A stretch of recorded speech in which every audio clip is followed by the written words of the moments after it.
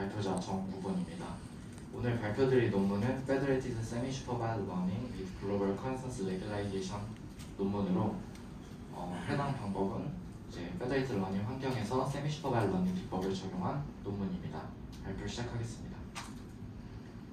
순서는 다음과 같이 진행되며 먼저 Semi-Supervised와 Federated Learning에 대해서 간단히 소개를 드린 뒤에 Federated Semi-Supervised Learning에 대한 개요를 말씀드리고 저희가 제안한 FEDGC 방법에 대해 설명을 드린 뒤에 이제 실험 결과를 말씀드리겠습니다.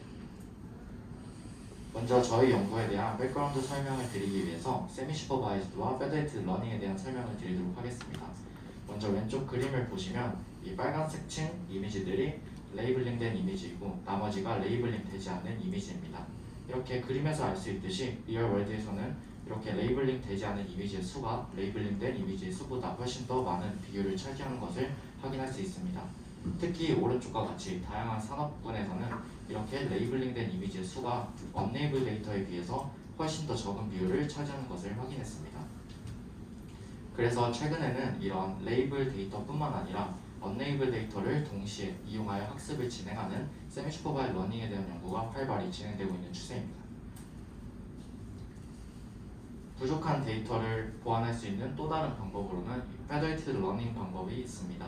Federated Learning 방법이란 분산학습 환경에서 클라이언트가 데이터를 직접 전송하지 않고 데이터를 클라이언트에서 로컬하게 학습한 뒤에 학습된 모델을 서버에 전송하여 서버는 이제 학습된 모델들을 어그리게이션하는 새로운 학습 패러다임입니다. 이러한 Federated Learning은 프라이베이트한 데이터를 보내는 데 발생되는 프라이버시 이슈 문제로부터 자유롭다는 장점과 그리고 데이터를 주고받을 때 발생되는 커뮤니케이션 코스트를 줄일 수 있다는 두 가지 장점이 존재합니다.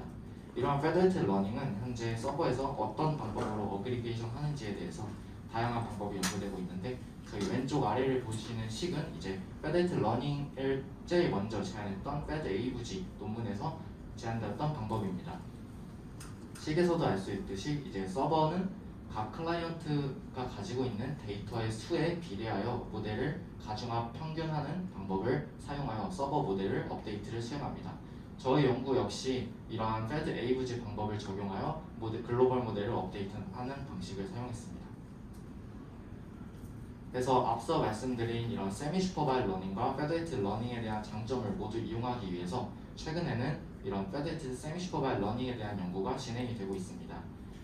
해당 그림은 이제 레이블드 서버 시나리오를 나타내고 있고 이 그림에서 알 수 있듯이 이 서버에는 이제 데이터를 레이블링할 수 있는 전문가가 존재한다고 가정하여 서버에는 레이블링된 데이터만 존재하고 그리고 클라이언트에는 언레이블 데이터만 존재하는 상황을 나타내고 있습니다.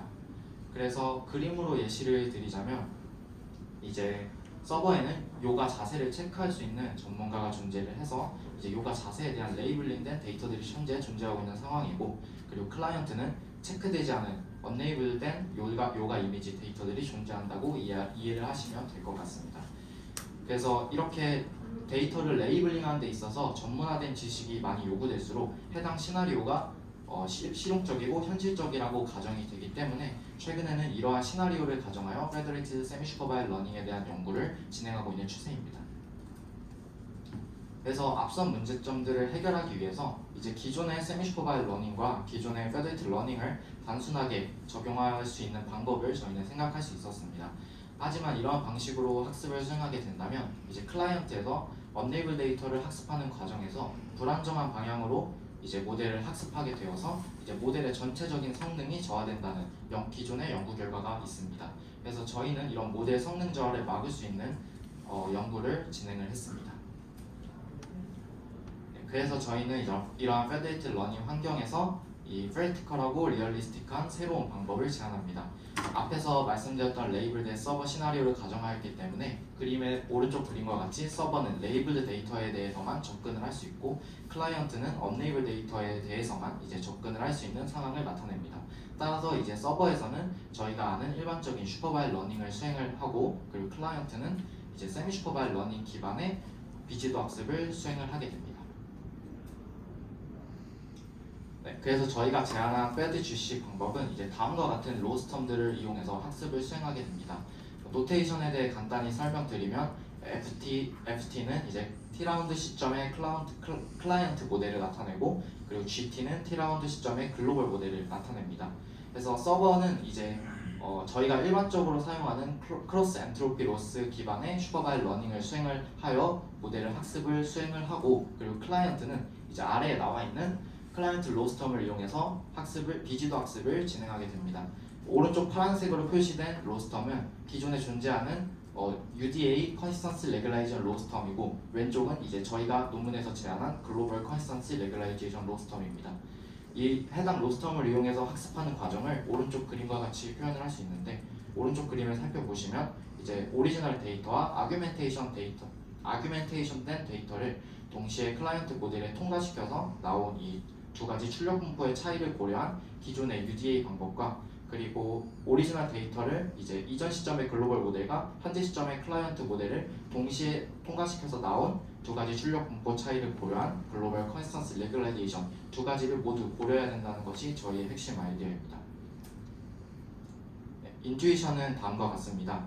로스 서페이스 영역에서 학습 초기에 클라이언트가 상대적으로 불안정하게 학습을 진행하기 때문에 이러한 학습 방향을 바로 글로벌 모델로 바로잡아주기 위해서 학습 초기에는 글로벌 컨시스턴시 레귤라이제이션 람다 1의 값을 높게 설정하고, 학습을 진행할수록 이제 클라이언트 모델이 비교적 스테이블한 모델을 갖기 때문에 그때는 이제 언레이블 데이터를 최대로 활용하기 위해서 그때는 람다 1의 값을 낮춰주는 방식을 생각했습니다. 그래서 해당 방식을 오른쪽 위와 같은 시그모이드 펑션 기반 램프 다운 기법을 이용해서 구현을 하게 되었고, 이제 애니메이션과 같이 T 라운드 시점을 거듭할수록 해당 람다 1의 값이 0으로 수렴하게 되어 점점 영향력을 줄여주고, 이제 오른쪽 아래는 기존의 컨시스턴시 레귤라이제이션에서 사용하는 램프업 방식을 그대로 가져왔습니다. 해당 방법은 이제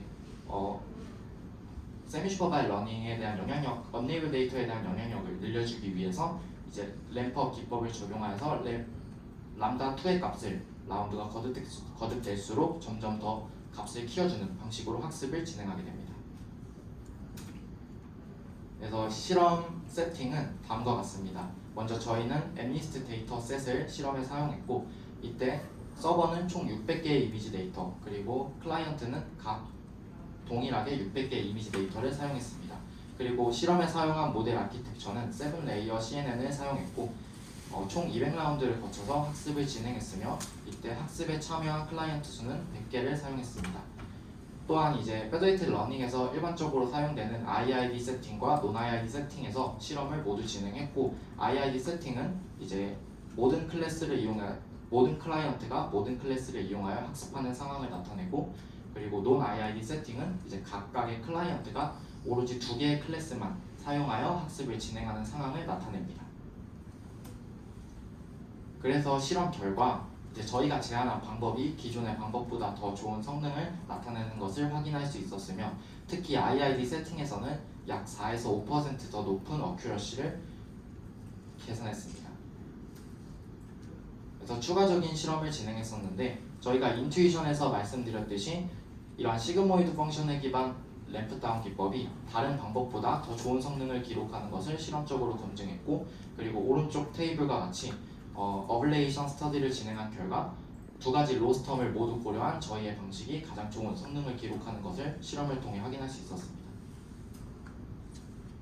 그래서 마지막으로 저희 논문의 컨트리뷰션에 대해 요약하자면, 먼저 클라이언트와 글로벌 모델 간의 컨시스턴시를 고려한 글로벌 컨시스턴시 레귤라이제이션 GC를 저희는 제안을 하였고, 그리고 이러한 방법이 잘 작동하도록 하는 하이퍼 파라미터 람다 값을 분석했습니다. 그리고 저희가 제안한 방법이 기존의 라이브한 방법보다 더 성능이 좋다는 것을 실험적으로 검증했습니다. 그래서 퓨처웍은 다음과 같이 이제 다양한 데이터셋에서 추가적으로 검증을 진행하며 이제 레이블 데이터나 언레이블 데이터에서 발생할 수 있는 임밸런스 프로블럼을 해결하는 방향으로 퓨처웍을 제시했습니다. 네, 이상으로 발표 마치겠습니다. 시간에 마치겠습니다. 고맙습니다. 질문 있으면 해주시죠. 지금 클라이언트들 같은 경우에는 수도 레이블을 달고 있는 그 실버 데이터셋을 기반으로 하고 있는 건가요? 실버 데이터셋. 네. 그 레이블이 없는 상태인데 학습이 이루어지려면, 그러니까 예측이 가능하려고 하면은 어떤 세미 슈퍼바이즈드 러닝 그 태스크 안에서 네. 이게 학습이 이루어지려면은 슈도 레이블을 썼다든지 어떤 방식으로 학습이 되는 건지가 일단 궁금하고요. 네. 먼저 그 부분에 답변을 해드리자면 이제 일반적으로 세미 슈퍼바이즈드 러닝이 가장 많이 사용되는 방법이 방금 말씀드렸던 수도 레이블링 방법이 있고 이제 컨스턴스 레귤라이제이션 방법이 있는데 저희가 실험을 해 사용했던 방법들은 이제 컨스턴스 레귤라이제이션 방법이고 해당 방법을 간단히 설명드리자면 이제 수도 레이블링을 하는 방법이 아니라 이제 출력 분포만을 고려해서 그 아규멘테이션 한 데이터와 오리지널 데이터의 출력 분포를 이제 동일하게 맞춰주는 방식으로 학습을 진행한다고 이해하시면 될 것 같습니다. 네. 그러면 9페이지에 이어서 질문인데 그 네. 노테이션이 조금 헷갈려서요. FTU하고 FTU 틸다? 이게 잘 안 보이는데 그 차이가 네, 노테이션 그 두 개 설명 한 번만 더 해주실 수 있을까요? 네, 마우스 커서가 여기 있는 두 번째 파란색으로 표시된 로스텀이 이제 기존의 컨스턴스 레귤라이제이션 아까 말씀드린 방법 중에서 가장 대표적으로 사용되는 UDA라는 방법인데 해당 U는 그냥 일반 U는 이제 unlabeled 데이터를 의미하고 여기서 U 틸다는 아규멘테이션한 unlabeled 데이터를 의미합니다. 그래서 이 FTU는 이제 T라운드 시점에 클라이언트 모델을 그 unlabeled 데이터를 통과시켜서 나온 출력 분포를 의미하고요. 그리고 그 아규멘테이션에 가한 그 출력 분포 두 가지의 차이를 크로스 엔트로피 로스를 주겠다라는 의미가 되고 네 그렇게 됩니다. 네, 이해했습니다. 감사합니다. 하나만 더 질문해도 될까요? 네. 네.